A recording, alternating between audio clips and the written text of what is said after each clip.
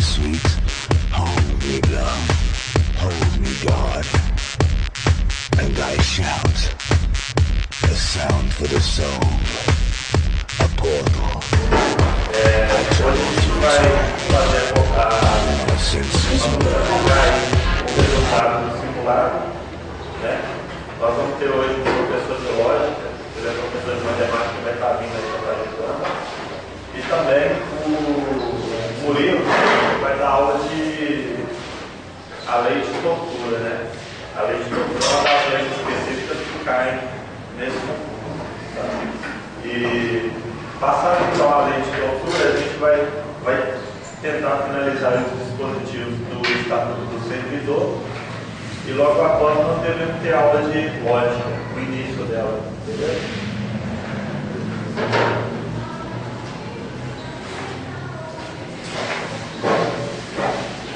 Pessoal, bom dia. Isso me chama Murilo, eu sou estudante de universidade, também Isaías, vocês com vocês aqui. E hoje nós vamos falar sobre a lei de tortura, a lei 945, que é nossa. Pode marcar aqui.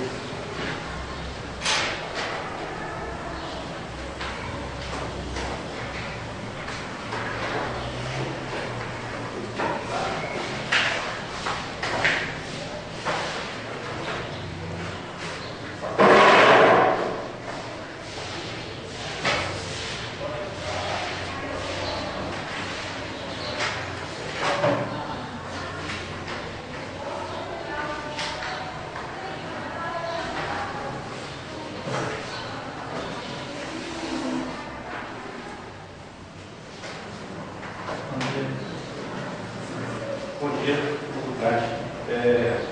Dia de hoje é 29, né?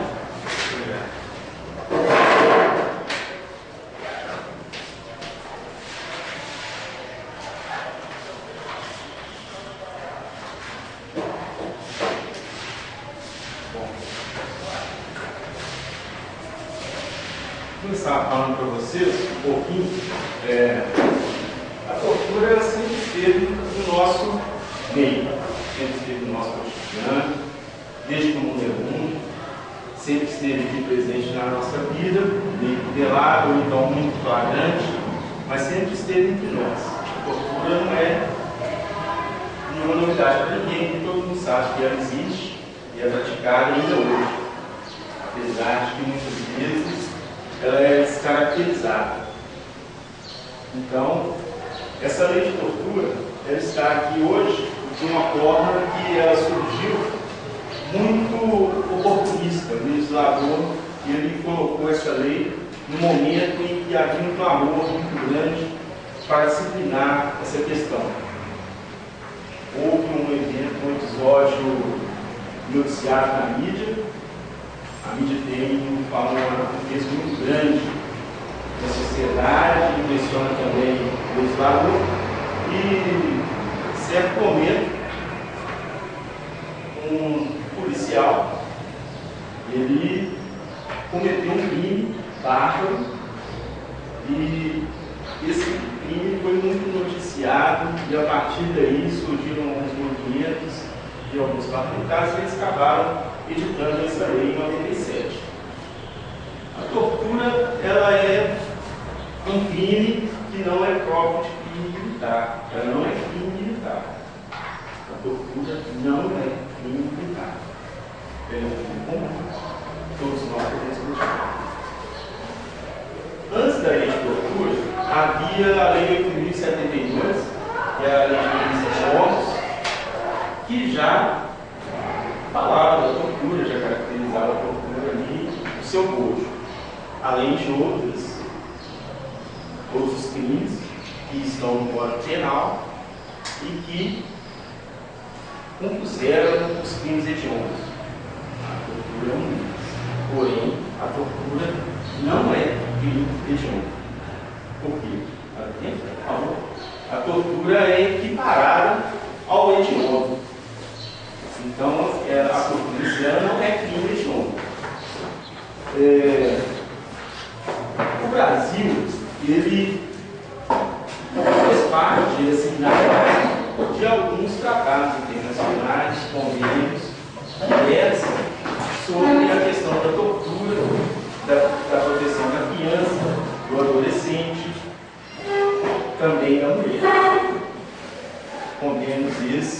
Brasil ou figurou como signatário ou ratificou. Então, quando veio a Constituição, o Brasil já havia pactuado com essas entidades internacionais esses acordos. E eles versavam sobre a dignidade da pessoa humana e os direitos do homem. Vocês tiveram uma aula já com o Isaías, que ele falou para vocês da questão dos direitos do homem, né? E o Brasil passou a ter como seu principal parâmetro, seu principal o princípio balizador da sua Constituição, a dignidade da pessoa humana. E essa dignidade da pessoa humana, ela é característica da nossa Constituição, ela é basilar, o princípio basilar é dever toda a Constituição. E ela tem que ser também observada por toda a legislação multiconstitucional. No nosso meio, isso tem que estar presente o tempo todo. Nós vamos buscar a lei, ela não é muito grande, comum, mas ela tem umas abordagens meio truncadas às vezes. No edital que vocês vão prestar, está pedindo lá a lei de execuções penais, né? Está pedindo também uma parte do Código Penal, porém, ele foi direto no título 11, pedindo sobre os crimes contra a administração pública. Então, ele excluiu a parte especial e a parte geral do Código Penal, de forma que a gente não tem que atrelar essa lei de tortura a diversos crimes cometidos na parte especial e a parte geral como um todo. As observações não acontecem diretamente no âmbito da lei, no que a lei pretende, no que ela quer, sem ter que relacionar tanto com o Código Penal. Então, na prova, na questão de prova, não deve ter muito essa relação entre a lei e o que acontece no Código. Dificultaria muito se fosse assim. Então, facilitou. Como nas leis de execuções penais e tudo mais, tem algumas abordagens que têm relação com a Lei 9.455, eu não posso fazer um atrelamento agora, porque vocês ainda vão estudar essa lei. E depois vai ser mais fácil de buscar essa configuração, esse atrelamento e fazer uma analogia entre uma e outra, buscando o que elas têm em comum ou diferenciado, ou duas pegadinhas possíveis do concurso. Nós vamos falar um pouquinho agora de alguns princípios, de algumas leis, de alguns artigos que estão na Constituição e que são incidentes sobre os crimes de tortura. Mas vocês têm consciência, alguém sabe dizer aqui o que é hediondo, o que é uma hediondez, o que caracteriza o crime hediondo? Pode falar, tem que traz pelo amor da sociedade, pela ofensão, aqueles crimes bárbaros. Hediondo é um crime que, por ele ser tão covarde, tão bonito, ele penetra a alma da pessoa, ele retira da pessoa o ser dela mesma, ele consegue deixar uma pessoa na posição de humilhação, tamanho que ela perde a identidade dela. Isso causa um constrangimento grande na sociedade. A sociedade não quer se ver penalizada, ter que conviver com isso. Ela não quer sentir isso na vida. Então, o que ela fez? Ela seguiu uma obrigação, através do seu legislador, de punir com maior rigor esse crime. Assim é a tortura que é considerada um crime equiparado ao hediondo, não sempre hediondo, ele é equiparado. Então, a tortura, ela tem essa característica também. Nós vamos agora pegar apostilas para todo mundo. Todo mundo quer apostilas? Você tem apostilas? Você já? Legal. Você vai comprar com o fone? Tá lá no final, eu marquei ali aqui para não perder. Ó, antes de lógica, o tanto que eu separei no final. Antes de lógica. Você vai achar aí, porque a página não está numerada especificamente, não. Tem numeração. Todo mundo localizou aí? Isso. Nós vamos poder ler a lei e fazer a análise à medida que a gente for ler. Porque ela não é grande, a gente consegue fazer essa análise mais direcionada assim. Tá vendo? Corrija, por favor, né?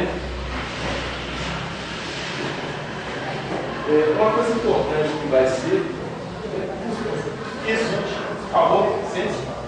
Uma coisa que nós vamos ter que observar, gente, essa lei é errada. 9.455 de 7.497. É a lei de tortura.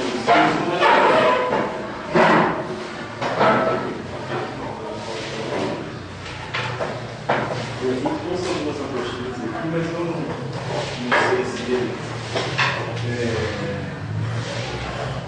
é para ser amigo, não sei se é açúcar. Se algumas aqui, deixa eu ver se eu peguei. Ela, se você sentar perto dela aí, dá para dividir um pouquinho com ela. Pode ser? Não tem problema. Ana Paula, gente.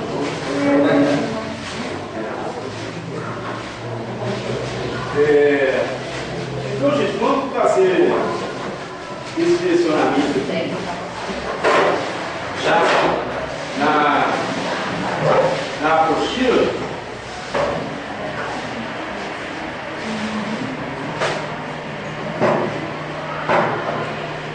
É interessante colocar para vocês, gente, que esses convênios e essas coisas que o Brasil assinou, elas têm uma definição própria de tortura. A tortura para esses convênios, ela é um crime próprio. Ela é praticada por uma pessoa específica. E essa pessoa vai ser o agente público. Tá? Vai ser uma autoridade. Não poderá ser a pessoa do particular, privado, que cometa esse crime. E ela tem uma definição de tortura muito mais abrangente que a nossa aqui na Lei 9.455. A lei de tortura lá, ela é muito mais abrangente nas possibilidades de cometer tortura, porém restringe a possibilidade de quem comete a tortura. Okay? Aqui no Brasil, nós temos uma possibilidade de mais pessoas cometerem a tortura, porém a definição é bem restrita, ela não é tão ampla. Ela poderia incluir muito mais possibilidades discriminatórias do que ela inclui. Então ela ficou muito legal, muito boa por um lado, ela é muito vaga por um lado, mas ficou um pouquinho por outro lado, de não poder ser tão abrangente assim, naquela possibilidade de outros crimes do seu corpo, né?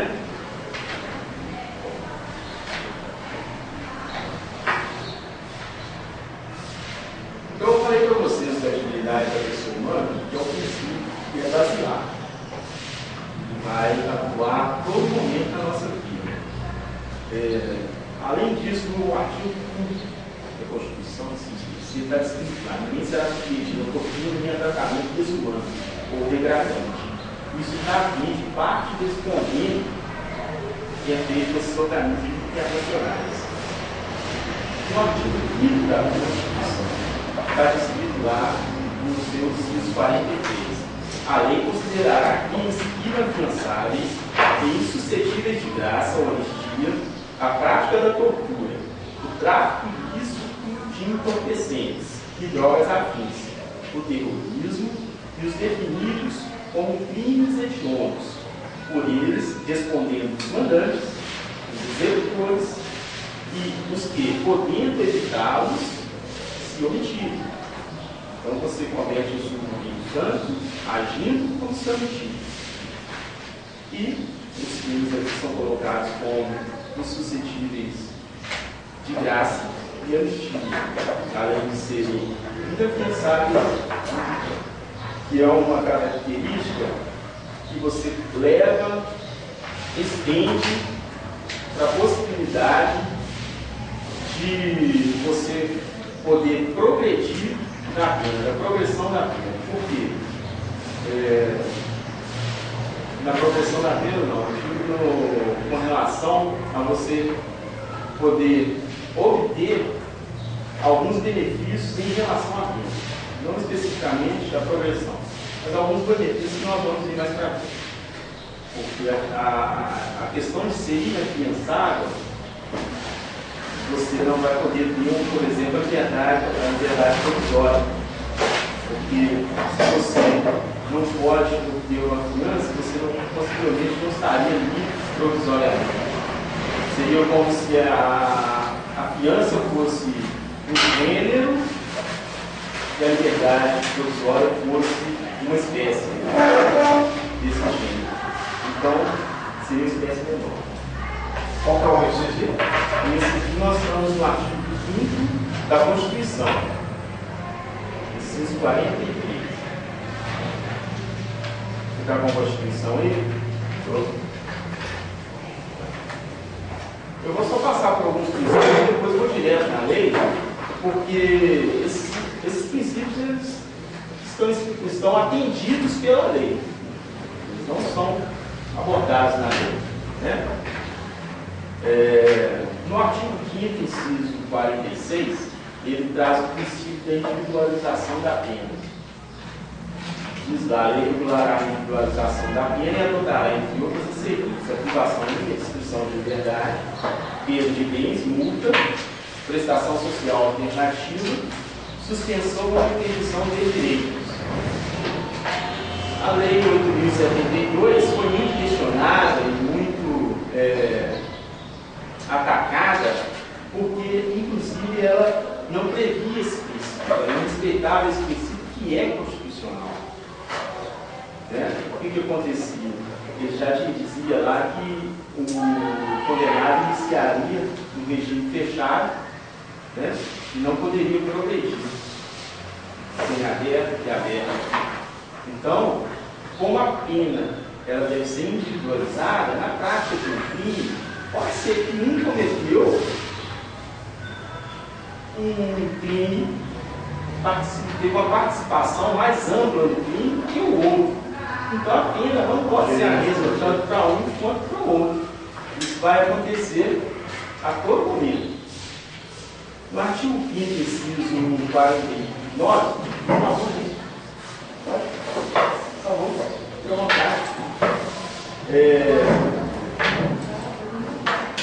Nós temos escrito que é assegurado ao preso respeito e integridade física e moral. Como nós vamos fazer um concurso público e vocês trabalham direto com o condenado, com o preso, com o encarcerado, é importante que esse princípio seja muito fixado na mente de vocês, porque é ele que vai nos dizer a todo momento, tanto para as execuções, para registro, o comportamento de vocês no dia a dia com o preso. Né? Então, em todo momento, isso vai atuar na vida de vocês, porque todos vocês, é claro, vão passar por concurso, né? Todos vão passar. Afiados, né? No artigo 45, no inciso 45 do artigo 5, ninguém será levado à prisão ou nela mantido quando a lei admitir liberdade provisória com ou sem fiança. Mas à frente da análise da lei, nós vamos perceber que realmente a lei trata da fiança e diz que o preso não poderá ter a liberdade provisória sob fiança. E pagando fiança, ele poderá ter liberdade provisória? Não poderá. Está escrito lá na lei. Nós vamos ver isso. Mas existe uma exceção. Nós temos que entender que o servidor público, a autoridade pública, ela faz porque a lei manda. Não é isso? Nós, como particulares, privados, nós fazemos o que a lei não manda. Não está tratado na lei, nós podemos fazer, mas para você agir como funcionário público, como autoridade, você só vai fazer aquilo que a lei disser que você pode fazer. Tá? E onde a lei não disser nada, não pode a autoridade proibir. Isso é bom ficar claro. Se a lei não diz que você não pode fazer isso, você não poderá, na sua posição, dizer que aquilo está então proibido. Fique atento a isso. No artigo 84 da Constituição, inciso 12, está descrito lá: compete privativamente ao presidente da República conceder indulto e comutar apenas com audiências necessárias dos órgãos instituídos por lei.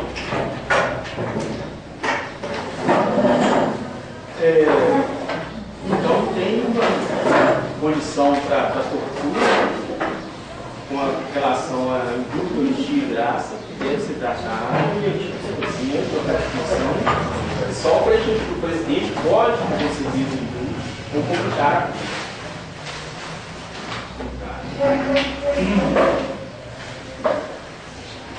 Os crimes de tortura, eu disse para vocês que eles não são crimes militares. Observe então que quem julga os crimes de tortura ou vai ser o Estado ou vai ser a União. Então o juiz vai julgar, ou então a nível estadual ou a nível federal. Se o crime é cometido no âmbito estadual, será o Estado que vai julgar. Se não, será no âmbito federal, e aí a União é que vai tomar conta desse processo.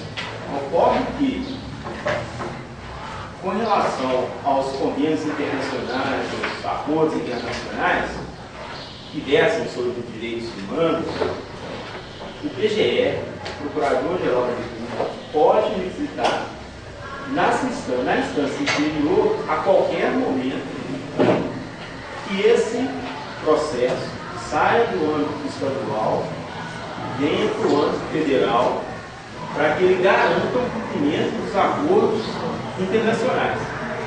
Ok?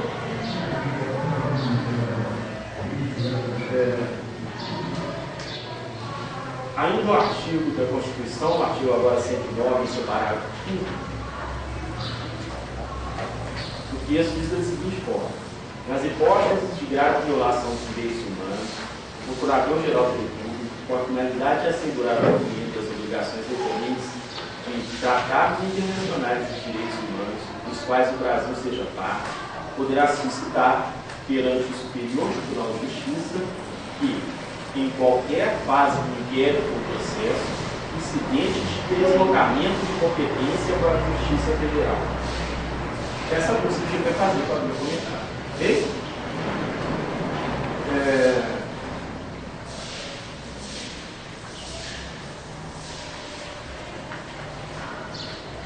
Nós temos lá na lei de 2011 tratando da anistia, da graça e do indulto.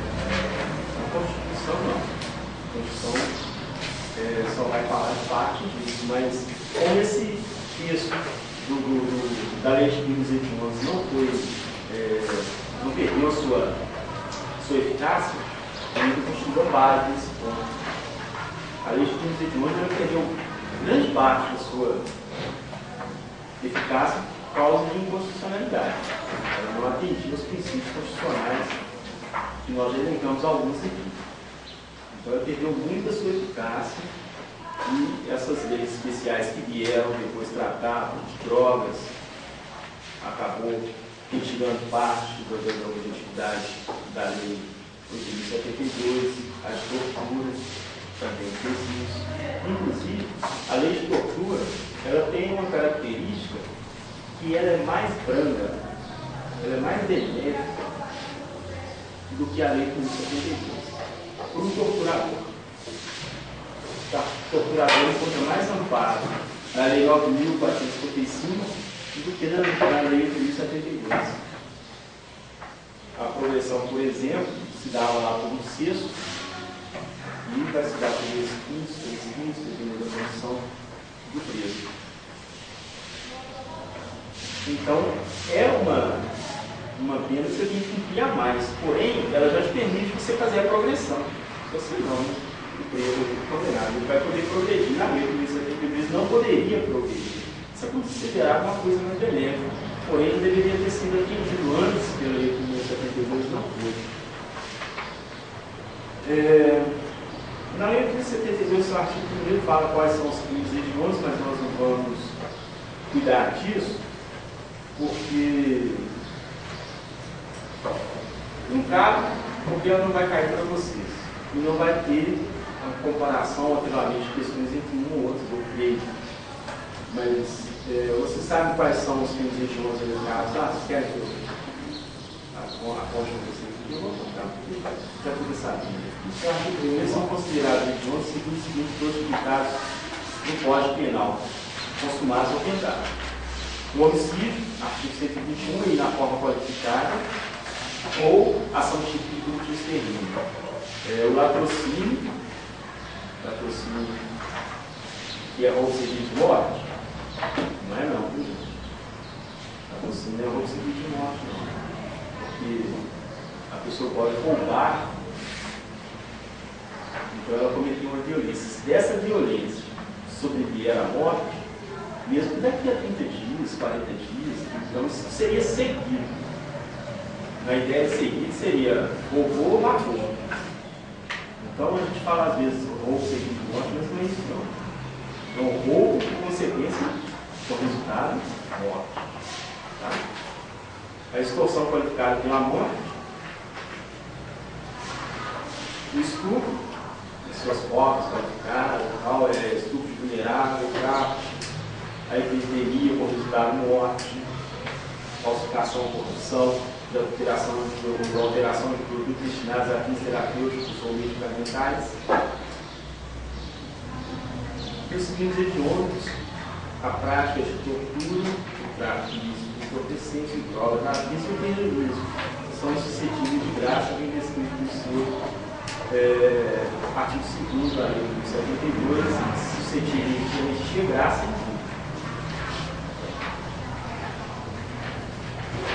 Algum de vocês aqui pode me ajudar me dizendo o que é a tortura?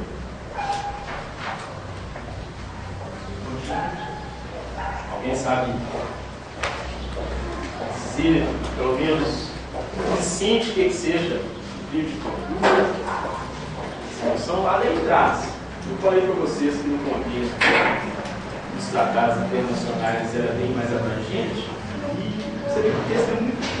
Você vê, tortura no Brasil, o que é? A tortura é constranger com emprego de violência ou grave ameaça, causando sofrimento físico ou mental. E acabou. A definição é muito restrita. Ela não é abrangente. Muitas das vezes, o legislador, ele imputa um crime, ele tipifica um crime, mas ele não dá a definição daqueles termos que ele utilizou para qualificar aquele crime. Isso é uma falta muito grave que existe. Na nossa legislação de modo geral, ontem, a presidenta Dilma Rousseff sancionou a lei de 1720, me parece, que trata dos crimes praticados por milícia. Ela tem lá milícia, grupo de extermínio. E em nenhum momento existe o conceito de milícia, o conceito de grupo de extermínio. Não pode também ter. Então, sim, a doutrina, a jurisprudência, ao longo do tempo, vai dar uma definição para isso, para que o julgador possa se embasar melhor para definir e tipificar aquela doutrina. Mas a própria lei deveria ter no seu bojo tais definições. Não tem.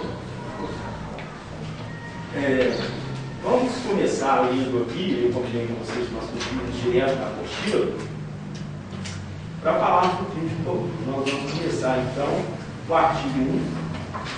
Artigo 1º, constitui crime de tortura, inciso 1. Obrigar alguém com emprego de violência ou grave ameaça, causando-lhe sofrimento físico ou mental. No direito penal, constranger é obrigar. Então, aquele que impõe, que força, é que está constrangido. O autor, o agente ativo, ele que vai cometer essa infração, esse verbo que tipifica a conduta. Esse vai ser o núcleo do tipo deste crime, constrangido. Que significa, então, obrigar. Bom dia. Esse sujeito que comete esse crime é tratado como tipo de sujeito ativo. Existe aí um sujeito passivo, que é a pessoa que sofre as consequências, é a vítima. Quem pode ser ativo, quem pode ser passivo? Não é nenhuma questão homofóbica, viu, gente? Isso aí é só uma questão de se sofrer ou não, de agir ou não. Então, qualquer pessoa pode cometer crime de tortura. E qualquer pessoa pode ser vítima do crime de tortura. No Brasil, não só o policial, o agente da autoridade, o agente, a pessoa física, a pessoa privada, a pessoa particular, ele pode cometer o crime de tortura e também aquela pessoa que está na posição de garante. Alguém sabe o que é a posição de garante? Garantidor? Quando você está sob a custódia da polícia, você está sob a custódia do Estado, você está cuidando de um preso que está na cela, ele está sob a proteção do Estado. Ele está sob a proteção do agente. Quando você é curador de uma pessoa, aquela pessoa está sob a sua proteção. Quando você é pai, o seu filho está sob a sua proteção. Você é que tem a obrigação de cuidados com aquela pessoa. Aquele que tem a obrigação de cuidados, ele fica na posição de garante. Ainda assim, ele fica na posição de garantidor, quando ele deveria ou poderia agir para evitar que o mal acontecesse, e ele não fez. Ele figura na posição de garantidor até a promissão. Quando ele tinha a obrigação de fazer, ele não fez.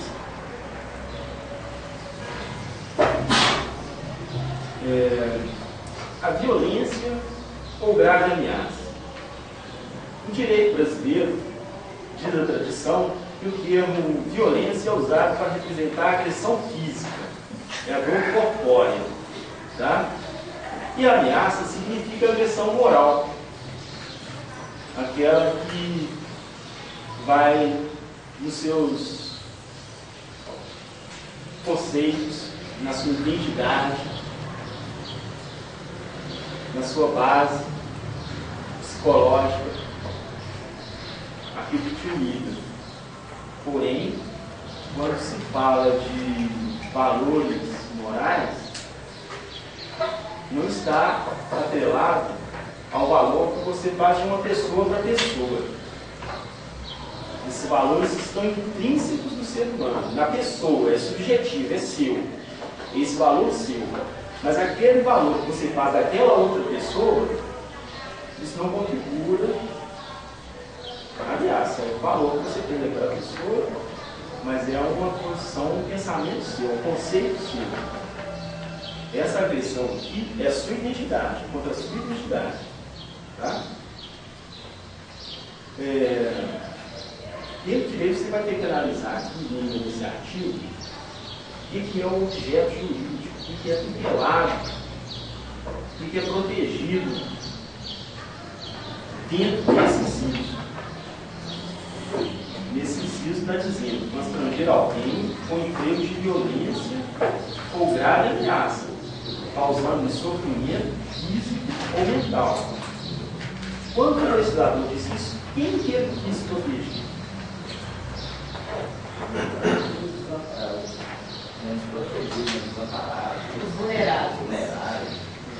Ele quis proteger a pessoa que qualquer pessoa pode sofrer a tortura.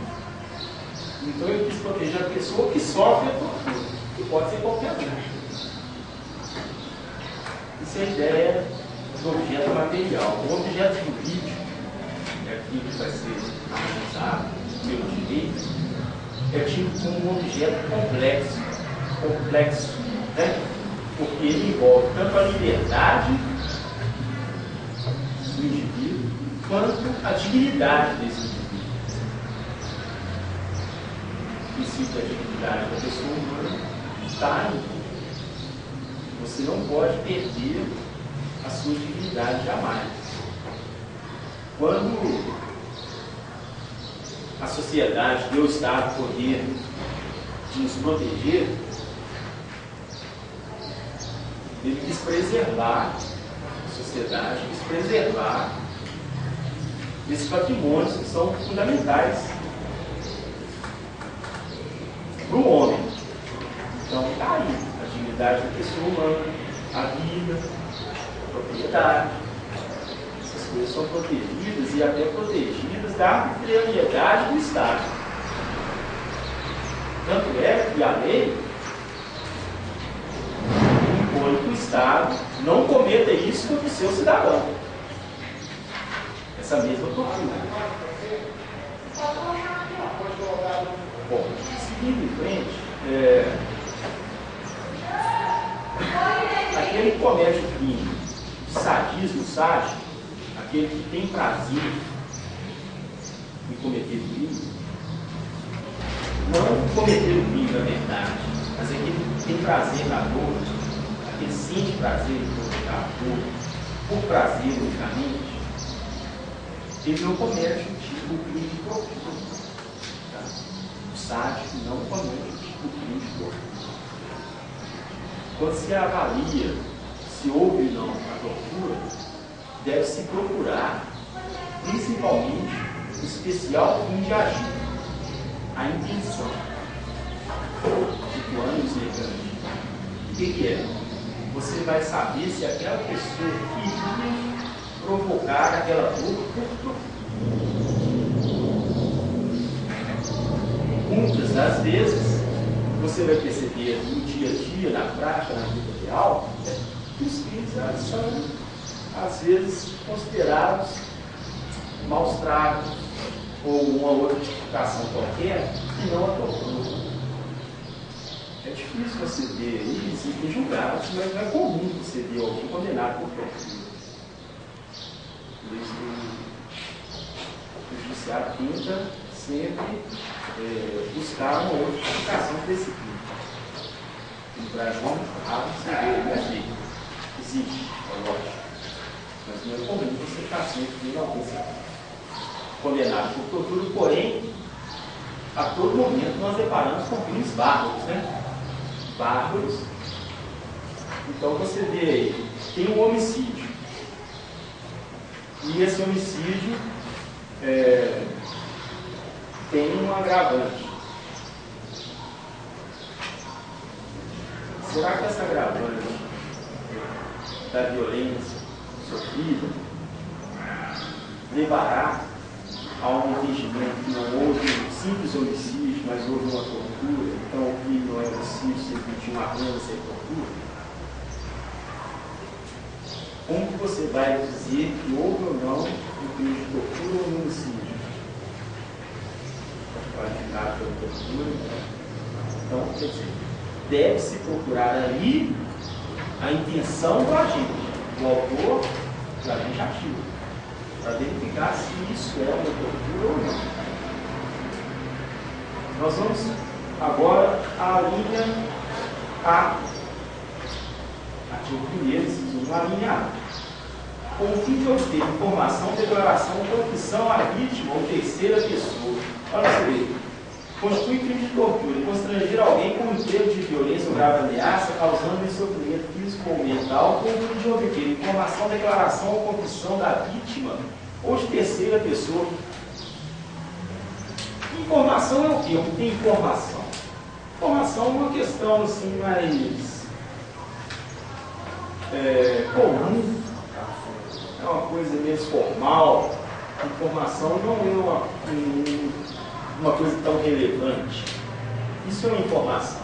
Se você quer obter da vítima essa informação, esse dado não tão relevante, isso é informação.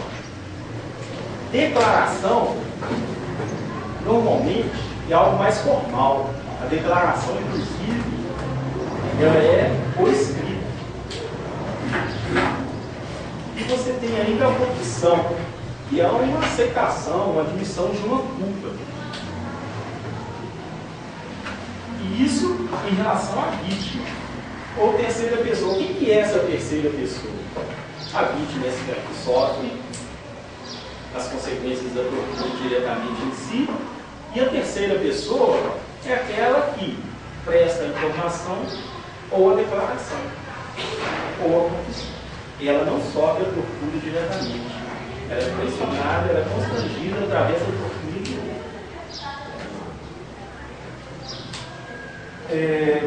Aí vamos seguindo para a linha B. Para provocar ação ou omissão de natureza criminosa.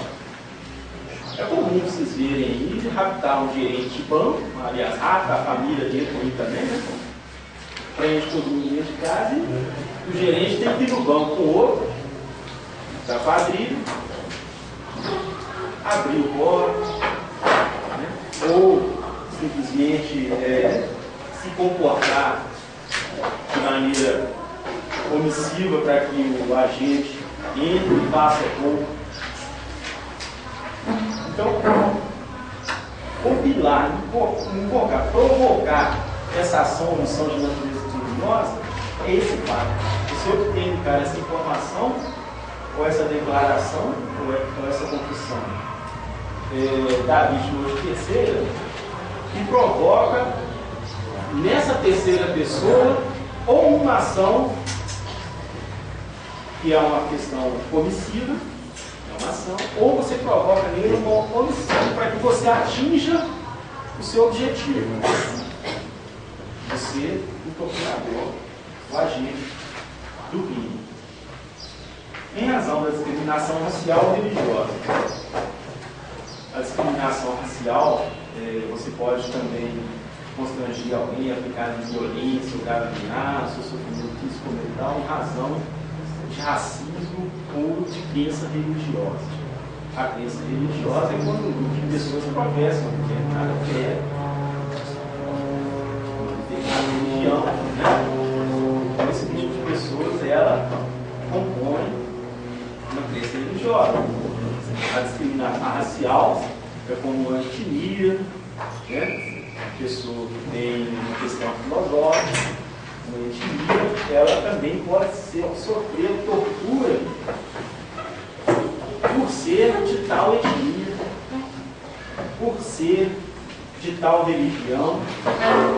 Existe torturador de todo tipo. E a lei procura abraçar, abarcar a todos eles, de forma geral, e você vai para o caso concreto e analisa a intenção desse torturador, para ver se ele se enquadra na tipificação do crime contido na lei. Então você pode provocar violência, grave ameaça, sofrimento físico ou mental, em razão de racismo ou religião, você vai estar praticando o crime de tortura. Ok? Nós vamos seguir com o inciso 2, e eu tenho que dizer para vocês que muito da prova costuma estar em cima do inciso 1. Dessa questão de você observar a experiência do crime, a vontade, o especial desejo praticar a tortura. Quando da prova vier uma questão que cabe uma análise, você não deve ir além. Você não deve fazer uma avaliação extensiva da questão. Mas você deve procurar observar essa intenção do agente de cometer a tortura nesses modos, nessas condições. Ok? Eu vou falar para vocês agora do inciso 2. Nós vamos passar por todos eles.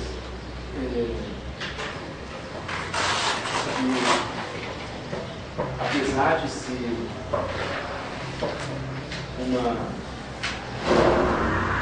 uma questão mais... Eu vou falar alguma coisa do livro, porque tem uma questão na minha arte, que é a questão de você comprovar, a dificuldade de você comprovar esse crime de tortura.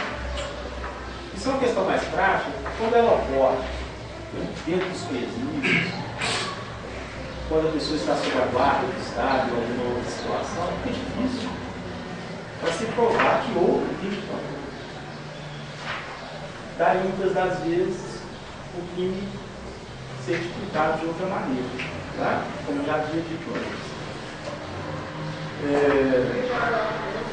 Existe uma questão da prova que é a materialidade dela. No artigo 108 do CPP diz isso. No caso de crime deixar vestígio material, deve-se realizar exame pericial de corpo de delito. A tortura física e mental, ela não deixa vestígio. Então, você vai dispensar a perícia. Mas se for a tortura física, a dor corpórea, ela vai deixar vestígios, vai deixar rastro. Então, é exigido dela o exame de corpo de delito, tá? Para que se comprove, não uma prova testemunhal, uma prova técnica, para você julgar o processo. Informação a ser sabida.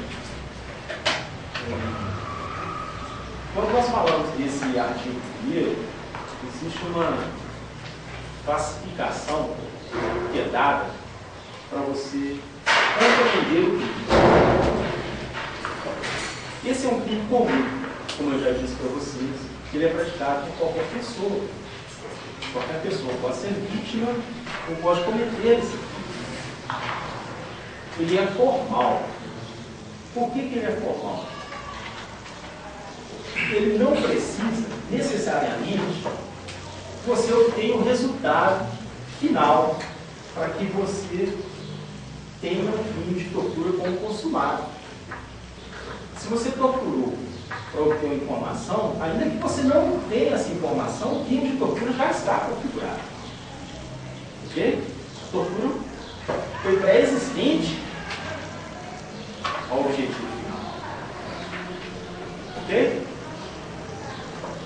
Ele é um crime de dano, porque ele precisa causar esse sofrimento, essa dor, esse dano na vítima. E ele é de forma livre. Como que se pode torturar? Várias. Né? Você tortura de N maneiras. Você pode se torturar de torturador se você criativo. Ainda tem essa. Ele é um crime instantâneo porque ele ocorre com o prolongamento do tempo. Ele é um crime que ele vai acontecendo, você vai torturando o que está acontecendo naquele momento. Tá? Ele é omissivo porque exige uma ação do agente ativo do autor do delito. Intimação. Essas nomenclaturas, omissivo vem de ação. Omissivo é como você não age. Omitir, omissão é não agir. Ação, comissão é agir. Ele é um crime omissivo porque o torturador tem que agir decisivamente sobre a vítima. Ok? Essas nomenclaturas elas são mais técnicas, mas pode ser finalizar a questão, tenha uma palavra dessa exposta. E você tem que compreender o que isso quer dizer. Igual no seu caso, você teve essa dúvida, se viesse descrito lá dentro, primeiro homicídio, tal, e ele ficasse uma situação para você analisar e tivesse ali 4 respostas, talvez você deveria ter dúvida em qual responder em função do termo técnico utilizado na questão. Ok? Então, eu estou dizendo, às vezes, ele é um pouco mais profundo com essas duas palavras que vem agora. Não sei se vocês também conhecem, que é o unissubjetivo. Por que ele é unissubjetivo? Uni de uma pessoa só, subjetivo do sujeito. Uma só pessoa, um só sujeito, pode cometer um crime de crime. Você pode cometer um crime de crime sozinho. Você não precisa de ter uma parede, não, você faz isso. Sim, ele é plurissubsistente. Por que ele é plurissubsistente? Normalmente o crime é cometido por vários atos. O cara começa a torturar e ele vai ter várias ações incisivas sobre a vítima para que o crime se dê. Então ele é plurissubsistente. Ele subsiste através de várias ações plurais. Tá? E a gente é tentativa. Você pode cometer esse crime na forma tentada. Tentativa de tortura pode existir. Você comete a tentativa de tortura com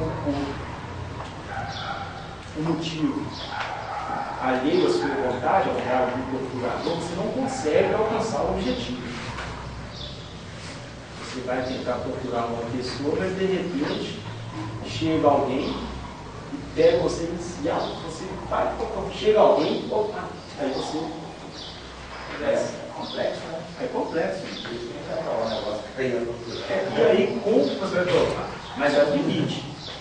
A prova, que comentamos, ela às vezes é difícil de se alcançar.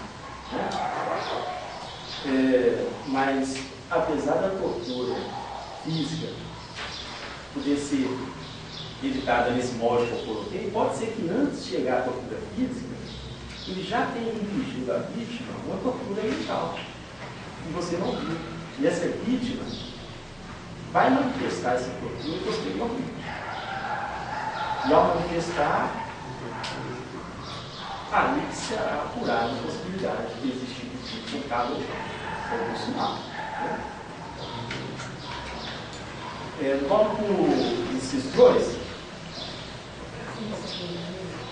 Eu estou pedindo para vocês abrirem a apostila, gente, para que vocês também possam fazer algumas anotações aí da própria apostila. Isso é muito bom. Eu costumo rabiscar minha apostila toda. Minha apostila, se o cara pegar, ele acha que é uma morrer danada. Né? É aquela confusão que você fala, né? A minha confusão eu entendo. Então, no inciso segundo, nós vamos ver descrito da seguinte forma: submeter alguém sob sua guarda, poder ou autoridade, com emprego de violência ou grave ameaça, a intenso sofrimento físico ou mental, como forma de aplicar castigo pessoal ou medida de caráter preventivo. Submeter alguém é dominar. Nós temos que constranger que não obrigar. Nós temos agora no inciso 2, submeter, dominar, sujeitar. É você dobrar a resistência daquela pessoa.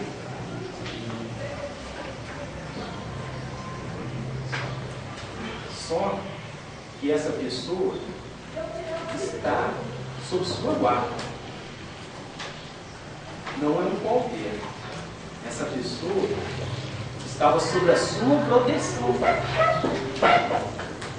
fazer uso de violência para poder suprimir essa pessoa. Você tem, por exemplo, um pai que tem a guarda sobre o filho. Se você dá uma palmada, você submete aquele indivíduo à sua autoridade, você não cometeu um crime de tortura. Se você excede mais um pouco, você vai começar a cometer alguma violência. O código tem uma gradação que vai penalizando essa atitude. Você incorre em outros crimes. Até que se você cometer um abuso de violência exagerado, extrapolar na sua condição de guarda, de protetor, de garantidor, com violência sobre aquela pessoa, você vai passar a cometer um crime. Não existe a proteção à criança, ao adolescente, à mulher. Aquele que está de alguma forma vulnerável e está sob sua proteção, deve ter sua dignidade resguardada. E eu que falo, submeter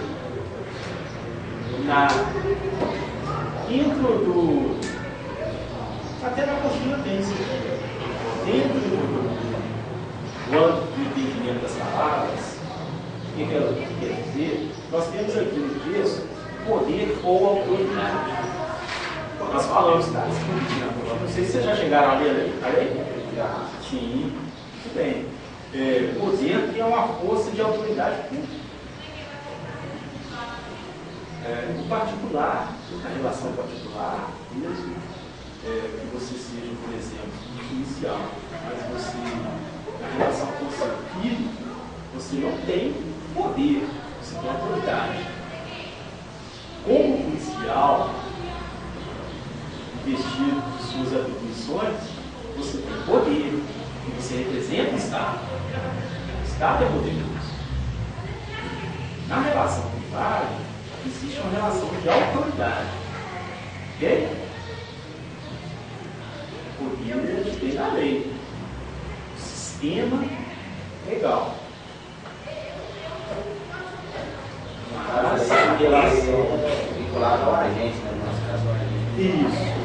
Você, na atribuição de suas responsabilidades, como agente, você vai ter poder. As atribuições de sua função. Saiu daí, com relação àquele que você tem uma superioridade, e você vai ter a autoridade. Ok? Essa autoridade também está lá nele, são de curador, tutor, né? E o que é responsável por uma pessoa incapaz, né? Da sua proteção lá. Nesse caso aí, existe uma questão que nós temos que observar. O sujeito ativo e passivo lá no inciso primeiro era qualquer pessoa, né? Mas aqui não. Existe que seja uma pessoa específica. Né? Tem que ser o agente, no caso que tem poder. Tem que ser o pai, no caso da autoridade. Tem que ser o curador, tem que ser o tutor. Então ele é um agente específico. Só comete esse crime essa pessoa.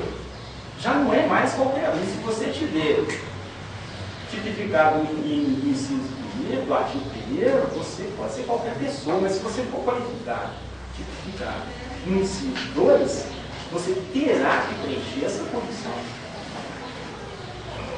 Ok? Vou falar aqui a questão 2 da prova. Pode ir lá.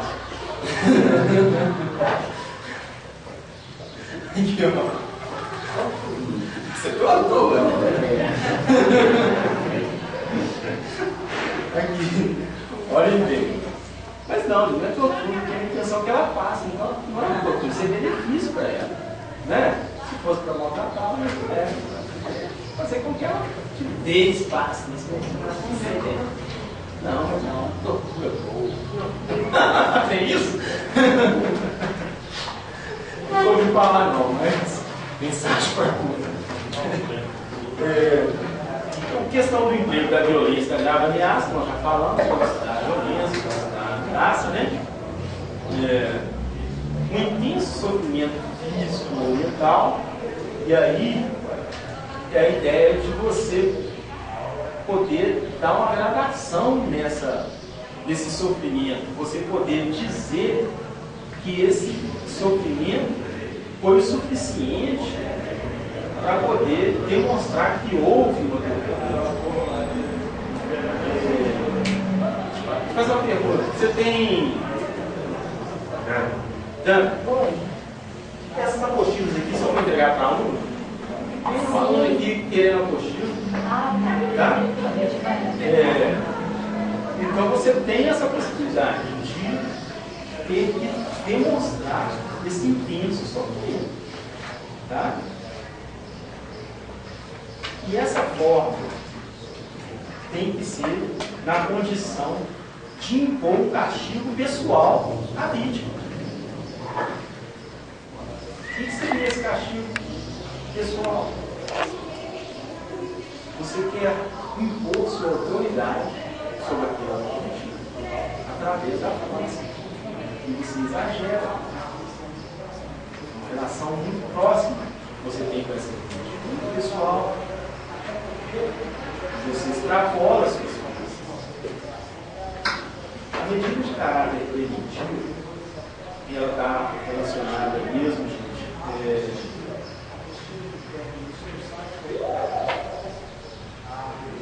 a você querer antever uma possibilidade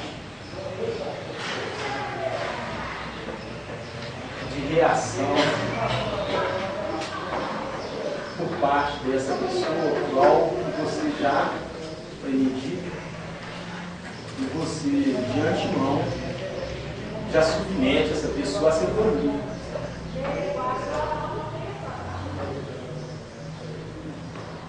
Então você age antecipadamente aquilo que você desejar, né? Aquilo que você procura obter no futuro próximo, logo atrás. Você já atua submetendo essa pessoa a seu jugo para que ela não te questione. Ok?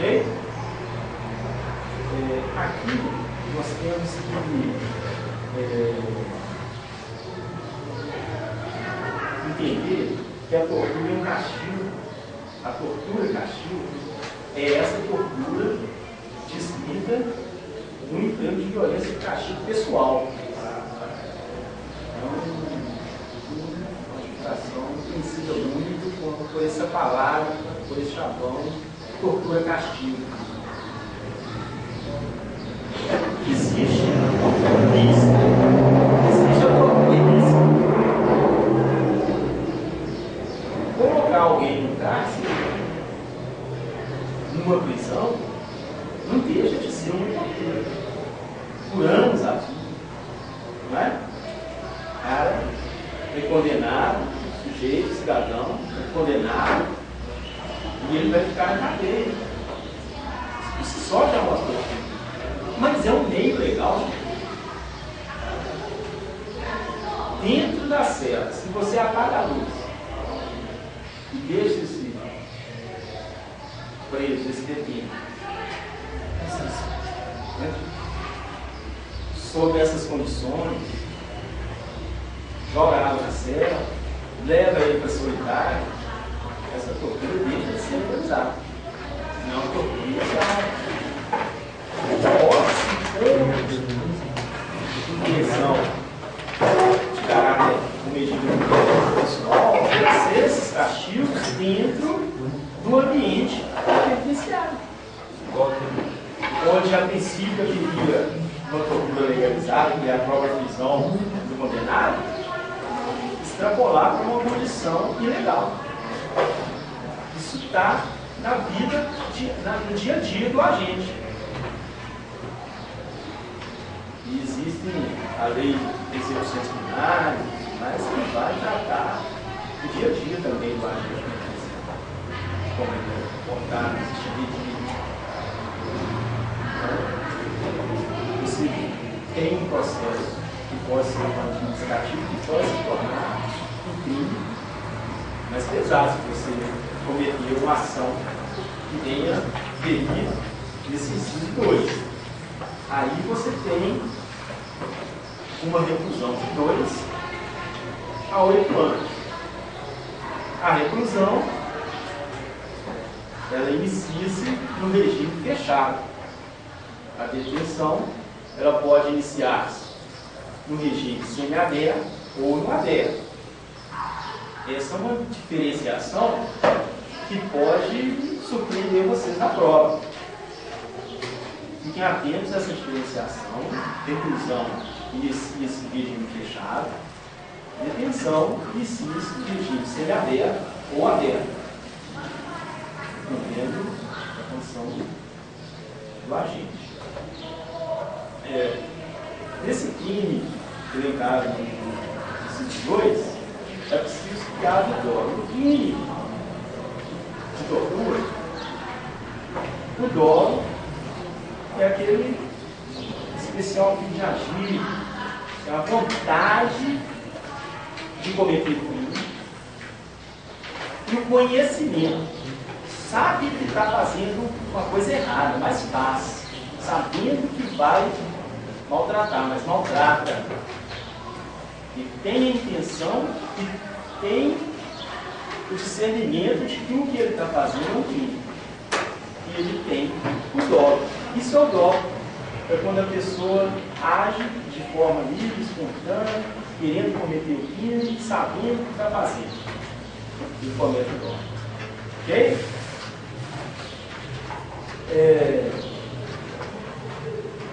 Nos crimes de tortura, então, não existe a forma culposa.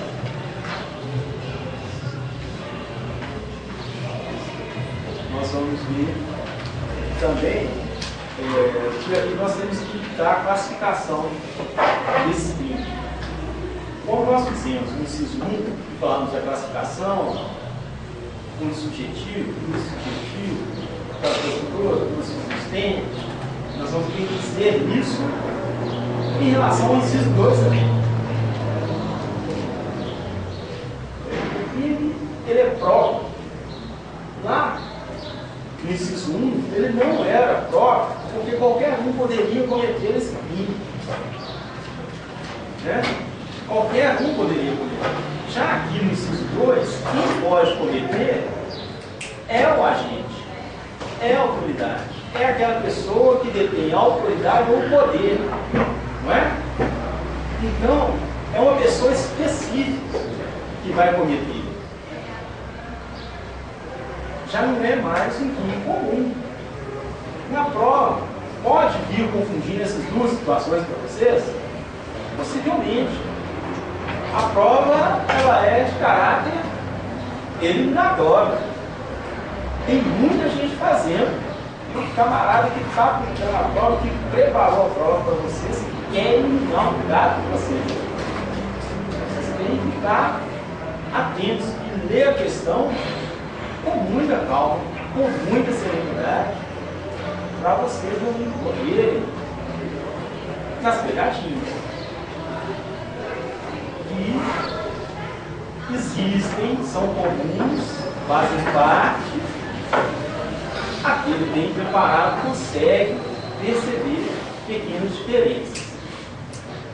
Aqui o crime é próprio, ele é material, ou seja, o crime material tem que existir essa condição, porque ele vai deixar rastro, vai deixar dano. Ele é de dano, ele causa um prejuízo, é de forma livre também, aí o pode se dar de várias formas, ele é também um crime instantâneo, ele vai, ao longo do tempo, ele vai se consumar, ele vai acontecer dentro da ação, mas ele pode ser também um crime chamado de permanente, porque ele vai se dar em um prolongamento maior. O instantâneo e permanente, o instantâneo de cidade pronta, o instantâneo de cidade pronta. durante a ação de cometimento, você já praticou o crime de tortura. Em que permanente, isso dá de uma forma mais demorada, de um prolongamento mais longo do tempo. Ok? Ele também é um subjetivo, um sujeito que comete, e ele também é fruto subsistente. Várias ações para que se dê o crime, para que ele se configure, que ele seja tipificado. Nesse caso, admite a tentativa. Também, como o outro admitir a tentativa. Vamos seguir ao próximo artigo. Aliás, nós estamos no artigo 1, vamos seguir ao próximo parágrafo. Estamos no artigo 1, inciso 2, e nós vamos evoluir para o parágrafo 1. Na mesma pena incorre quem submete pessoa presa ou sujeita à medida de segurança, a sofrimento físico ou mental, por intermédio de prática de ato não previsto em lei ou não resultante de medida legal. O núcleo do tipo é um tipo que envolve a tortura, basicamente, mas tem relação com o caso. Né? É a tortura e o caso diz que é submeter a sua guarda, poder ou autoridade. Essa pessoa que submete, o sujeito à medida de segurança, ela vai estar nessa posição que eu falei para vocês desse garantidor. Ela é a posição do agente. Ela tem a prática prevista na legislação, como ocorre no caso de encarceramento. A pessoa está presa, é uma prática lícita de tortura, né? Mas lá na cadeia, a gente impõe aquela pessoa uma condição pior. Leva ela para uma sala fechada, escura. Isso já sai do âmbito da legalidade e cai no ilegal. Quando ele faz isso, ele corre. Na ilegalidade, ele corre a tortura. O preso, quando preso, ainda que preso, ele deve manter a sua dignidade. Ele é detentor de sua dignidade, mesmo preso. Isso deve estar escrito para vocês a todo momento, em toda a conduta de vocês jamais poderão esquecer, justificando, estando sob sua guarda, qualquer preso tem sua dignidade preservada. Isso não há pena que possa retirar da pessoa. Jamais será retirado isso do ser humano. A dignidade é própria do ser humano.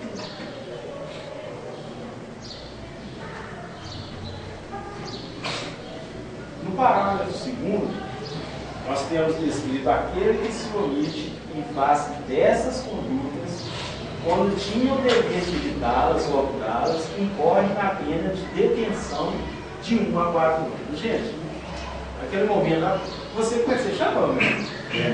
Emerson. Emerson ficou na dúvida da questão da palavra polícia. E ali, vocês viram que o agente tinha que atuar, tinha que cometer uma ação, uma comissão para que o crime acontecesse. Nesse parágrafo 2º, é uma exceção à regra. É onde o concurso, a pessoa que preparou o concurso, quer pegar. Porque aqui ele fala de omissão.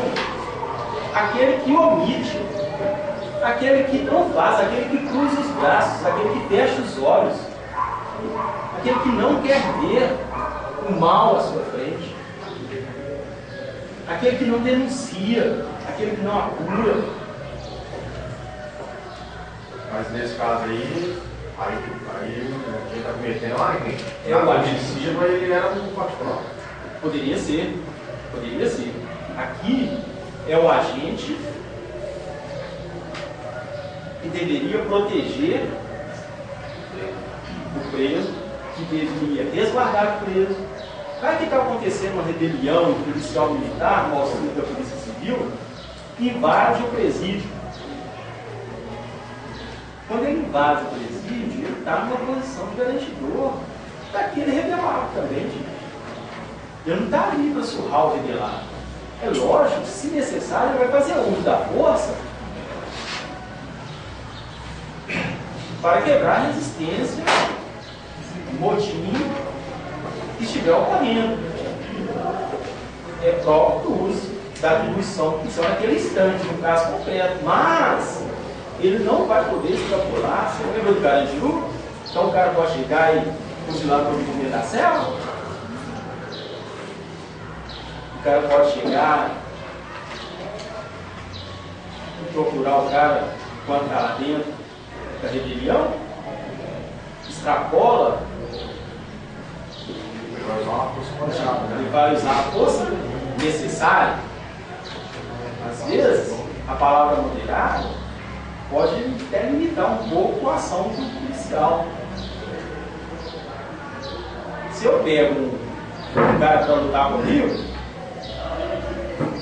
o cara é mais fraco que eu, mas se ele for especialista em artes marciais, acho que seria melhor utilizar o outro tempo e encarar ele na mão, né, gente? Então tem que usar uma força que é aparentemente desproporcional, mas que nos iguala, por causa da condição de quem está. E essa força foi moderada? Vamos dizer que foi moderada? Então a gente tem que analisar isso também. Uma força necessária, mas não pode garantir aquele cara que está ali para poder usar de determinada cultura, se omitir a usar.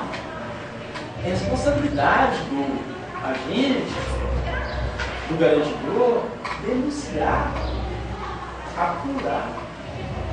Às vezes, não, o agente não faz apuração, não faz inquérito, não participa, é auxílio, auxiliar da justiça, vai fazer a condução do preso para fora da cadeia, né? Vai entregar o preso para poder ser removido, vai auxiliar, mas ele não apura, mas ele pode denunciar a tortura. E se ele cruza os braços e não faz isso, ele está se omitindo. Ele não cometeu a ação, a comissão que ele deveria ter cometido. Ele não fez o que se esperava dele. Dentro do inquérito policial, o delegado, o encarregado de apurar uma denúncia de tortura, e ele não faz.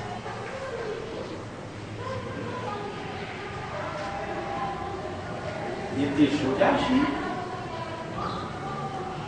Tortura é um crime grave, bárbaro. Não se deve relevar. Deve-se ter plena de consciência e racionalidade para agir nesse momento.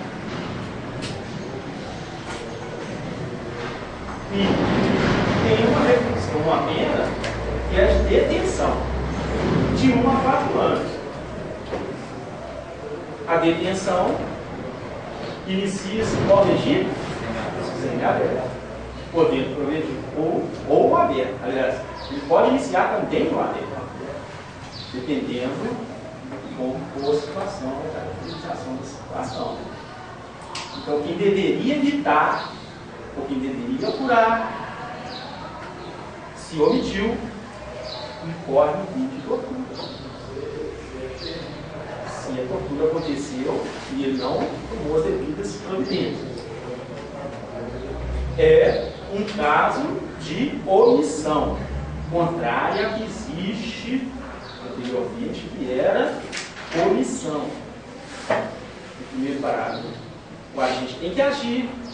E aqui agora, no parágrafo segundo, o agente terá de cruzar os braços, omitir.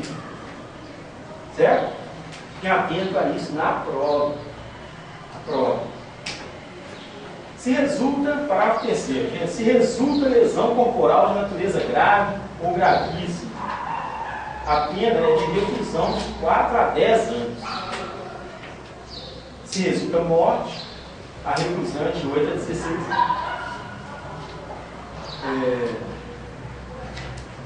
Nós já temos aí uma agravante. Oi? Sim.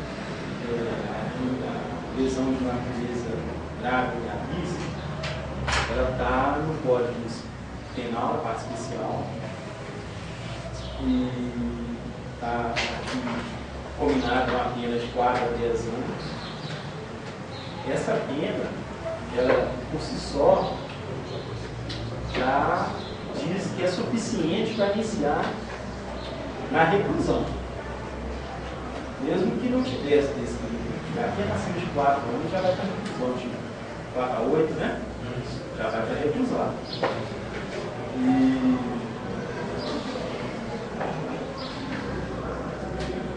ele só imputou uma condição especial para apenar mais o condenado. Existe nesse parágrafo terceiro uma possibilidade de se confundir essa lesão corporal grave, gravíssima, com um homicídio qualificado. Mas o que acontece? Como o edital excluiu do concurso a parte especial do código, que trata dos crimes, que combina as penas, que compõe a condição, ele está excluído. Então é próprio que no concurso não faça essa comparação de índices específicos do Código Penal, na parte especial do código, com a Lei 9455. Ele estaria fugindo ao que pediu o edital. Tanto quem elaborou a prova como nós que devemos fazer, estamos vinculados ao edital. Vamos acompanhar o que está lá. Se nós nos enveredarmos aqui por uma análise mais aprofundada dessas questões que estão lá no Código Penal na fase especial, pode acabar tornando a coisa mais confusa para a prova. E acabar fazendo uma análise na hora da prova mais extensiva do que deveria ser. Eu penso que nós devemos nos abrir mais ao texto aqui e compreender que na lesão corporal grave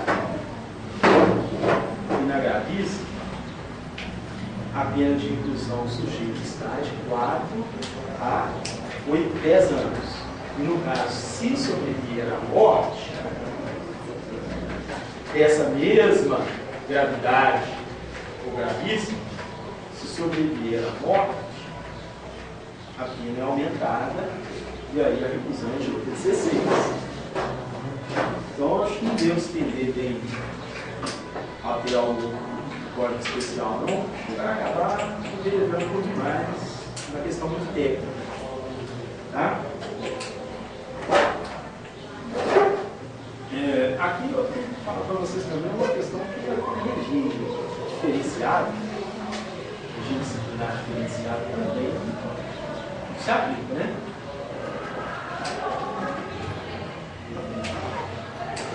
O preso da tortura, ele vai ter uma prisão preventiva de 30 dias, podendo ser prorrogada por mais 30 dias, igual que ele. Mas ele não vai passar, mas não existe mais aquela situação que o regime disciplinar policial não o cara ficava ali Já há um tempo incomunicável, né? A situação toda já não existe mais. O STF, ele demorou muito a reconhecer certas inconstitucionalidades que às vezes impõem de execução e tudo mais, o próprio lei de justiça, mas aconteceu e já não impôs mais essa situação ao preço, tá?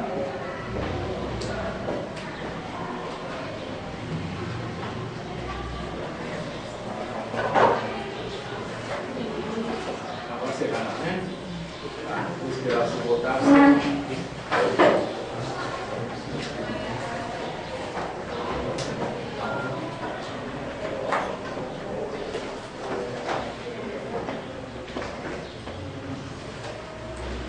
Nesses casos aqui, gente, em que o crime ocorre contra o delito, o objetivo a ser protegido aqui é o delito, é o internado. Porque essa medida de caráter preventivo, ela é voltada àquele que está internado no manicômio judicial, no hospital de custódia, né? Que está ali com algum sofrimento mental ou de saúde que fica fora da penitenciária, mas no ambiente de hospital de cuidados, ali são cuidados do Estado. Ele está lá, sofreu medida, mas está sob cuidado do Estado. Não está no hospital, no custódia, à toa. Ele não é um condenado, mas está lá sob o cuidado do Estado. E, como sempre, o objeto jurídico é complexo, envolve tanto a liberdade quanto a integridade física desse que está sob a guarda do tutelado, da pessoa, do Estado, da autoridade. Bem? Aquele pessoal que mata, que matou essa fase, eles responderam por homicídio. Aí cagou a tortura, continuar batendo no vídeo, não aguento mais, continuar batendo. Pois então, veja bem. Obrigado, ameaça para o Na verdade, você tem que observar a intenção. Eles queriam torturar aquele outro rapaz? Não queria matar, mas Ele só queria matar o cara. Só acredito, ele a morte, né? Ou ele queria lesionar grave. Resultou a morte.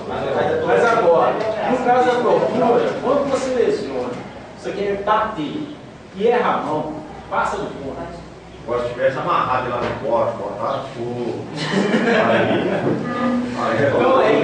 Aí que tá o X da questão, gente. O que vocês devem observar, que eu falei para vocês. Olhem a intenção.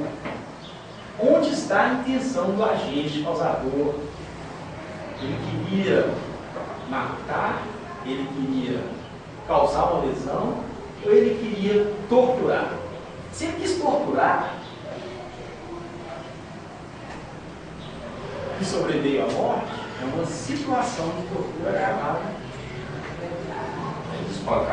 Agora, se ele queria espancar e sobreveio à morte, lesão corporal gravíssima, mas ele vai participar da tortura? Não é Não vai entrar aqui na tortura, vai entrar lá na parte especial, ou no homicídio, ou nas lesões corporais graves, Mas gravíssimas. ele pode ter duas Não se pode. Existem as causas de aumento, as causas que se agravam o crime, as atenuantes, mas isso tudo está lá na parte especial. Não é objeto do concurso. Que eu falei para vocês que não ia adentrar para não dificultar. Porque você chega na prova, você começa a analisar, você começa a viajar demais, você se perde na questão. Entendeu? Porque lá tem essa situação.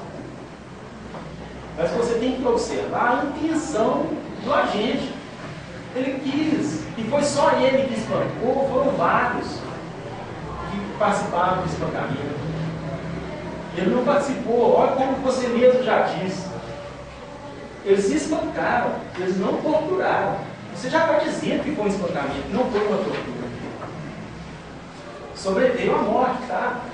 Mas é uma notificação diferente. E o legislador, ele procura, o julgador, ele procura sempre ficar em condição da parte especial e não da tortura. O que acontece? Quando você deparar com uma situação dessa, olha o objetivo daquilo que está cometendo. Ele queria espancar, então não irá cometer tortura. Aí entra também na letra aí também, né? Para obter informações do ator. Pois é. E outra coisa, eu vou falar, mas também não era o caso, mas aquele rapaz, ele estava ali como inocente, ele participava da câmara. Ele também estava querendo agredir o outro. Ele também estava aqui. Ele também estava agredindo o outro, só que ele levou a pior. Então quem queria procurar quem queria agredir? Ali foi uma agressão recíproca, mas o outro levou ferro. E ele sofreu uma maior dano. Entendeu? Ele estava em minoria ali.